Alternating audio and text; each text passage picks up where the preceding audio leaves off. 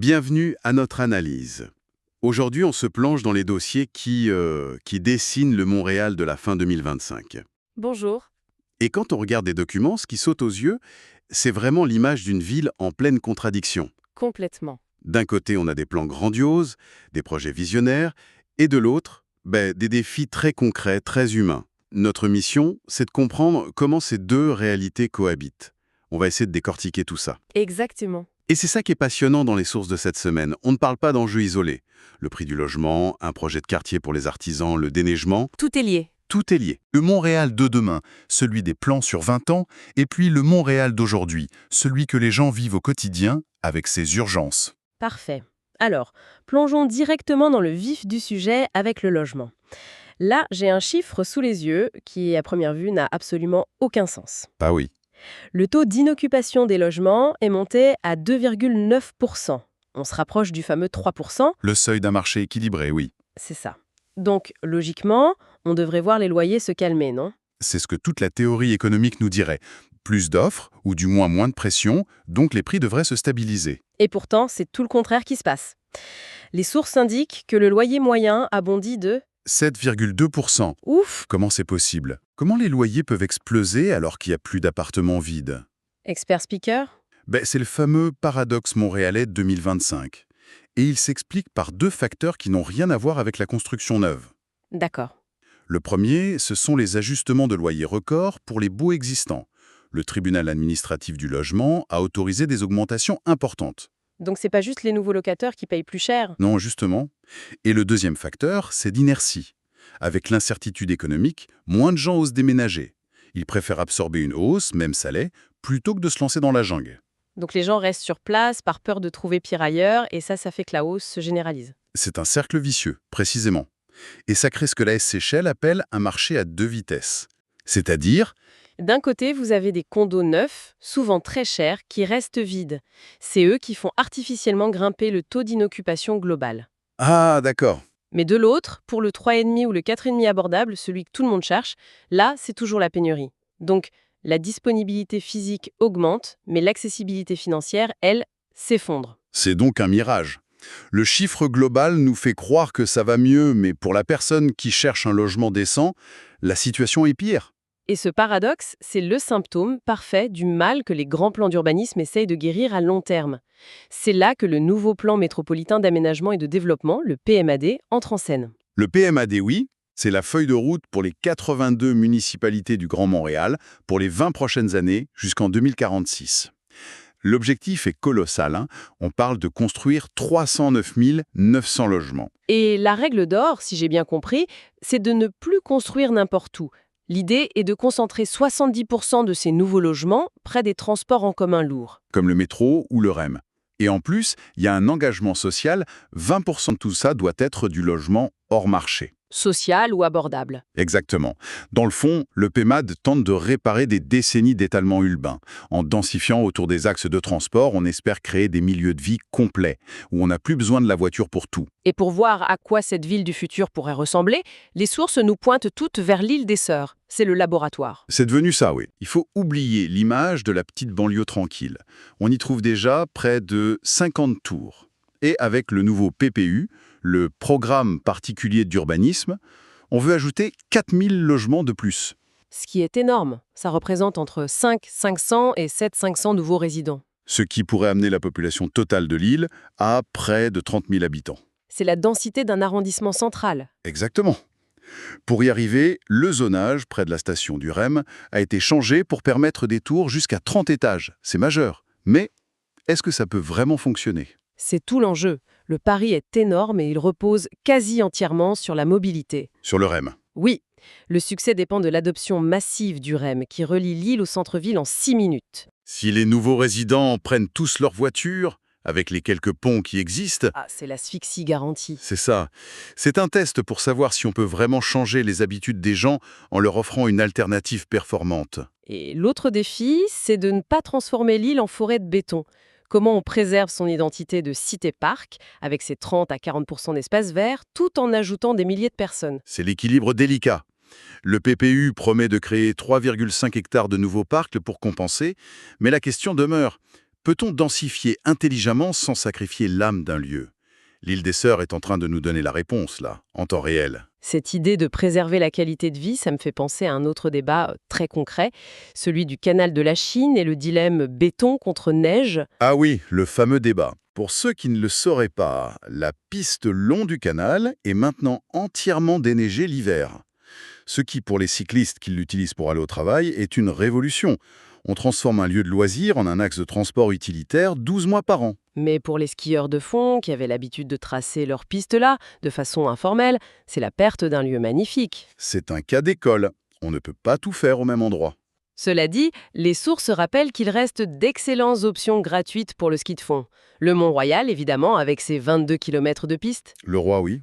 Suivi du parc Maisonneuve, Jean Drapeau, et il y a surtout les grands parcs nature comme Cap Saint-Jacques, où un organisme comme GUEP fait un travail formidable pour rendre le sport accessible. Quiconque a déjà essayé de faire du vélo sur une piste mal déneigée en février comprend tout de suite la différence. C'est une question de sécurité, d'efficacité. Expert speaker. Ce qui est fascinant, c'est la tendance de fond que ça révèle. On assiste à une spécialisation de nos espaces. Comment ça? Les corridors, comme le canal ou le réseau express vélo, deviennent des artères de mobilité optimisées pour l'efficacité. Et pendant ce temps, les grands parcs, comme le Mont-Royal, sont de plus en plus sanctuarisés, protégés comme des espaces pour la nature, le loisir, la santé mentale. Et cette stratégie, on la voit ailleurs. Je pense à l'initiative Montréal sur glace, avec les 230 patinoires de quartier, les patinoires réfrigérées. Absolument. C'est la même logique. Il s'agit de garantir une vie de quartier active, de lutter contre l'isolement hivernal. C'est une affirmation identitaire forte. On ne subit pas l'hiver à Montréal. On l'aménage, on l'investit. C'est dans l'ADN de la ville. Exactement. En parlant d'identité, ça nous amène à un projet qui vise justement à solidifier une partie de l'identité culturelle et économique de Montréal. Le quartier des métiers d'art. Oui, le point de départ est un peu absurde quand on y pense. Le Salon des métiers d'art, c'est un succès phénoménal, jusqu'à 200 000 personnes. Un secteur qui pèse 300 millions par an et pourtant, il n'a aucun domicile permanent à Montréal. C'est une force économique nomade. D'où cette vision d'un quartier permanent qui serait situé dans le secteur du bassin Wellington. Près de la fameuse enseigne Farine Five Rose. C'est ça. Le projet est ambitieux. 31 000 mètres carrés, avec des ateliers boutiques, des écoles, même des résidences pour les artisans. Coût estimé 90 millions de dollars. Mais le diable est dans les détails, j'imagine. Expert speaker? Bah oui.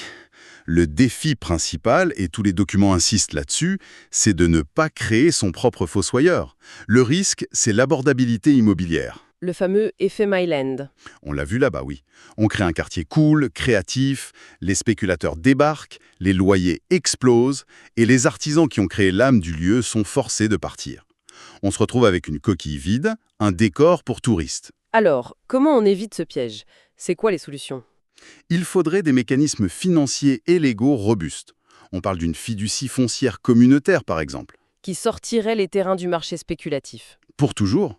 On pourrait aussi imaginer une taxation différenciée. Le modèle idéal serait un hybride. Il faudrait la visibilité du quartier des spectacles, mais avec la gouvernance sociale du Technopole Angus et l'âme de production authentique du bâtiment 7. Host speaker.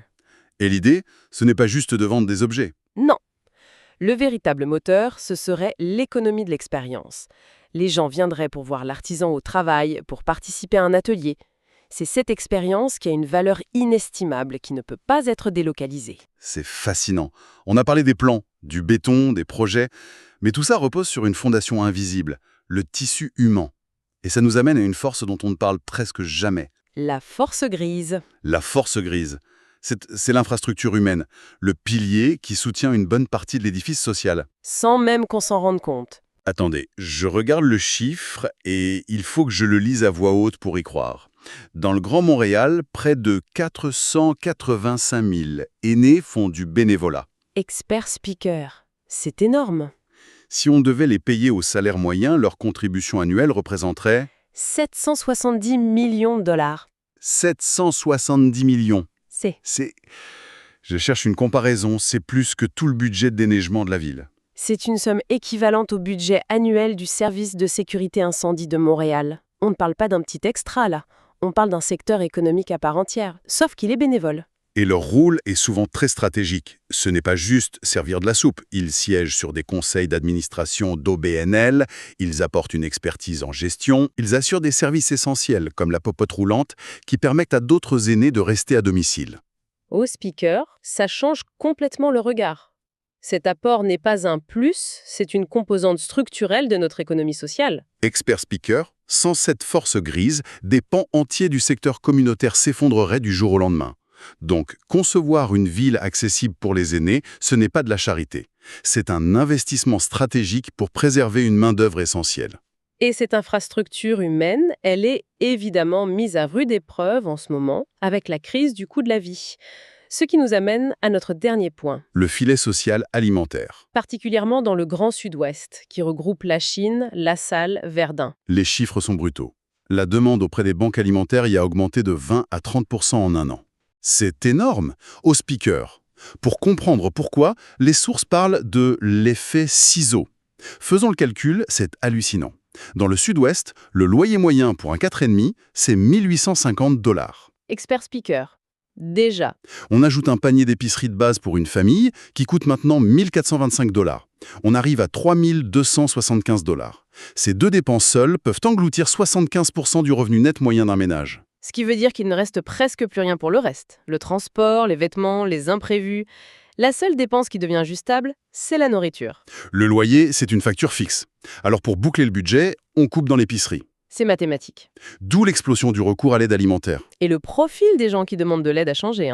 On voit des travailleurs à temps plein, des familles monoparentales avec un emploi. Des aînés propriétaires de leurs condos qui n'arrivent plus, ce qui nous force à reconsidérer la nature de ces organismes. Ce ne sont pas de simples œuvres de charité, ce sont des infrastructures sociales, aussi critiques que le métro ou les écoles.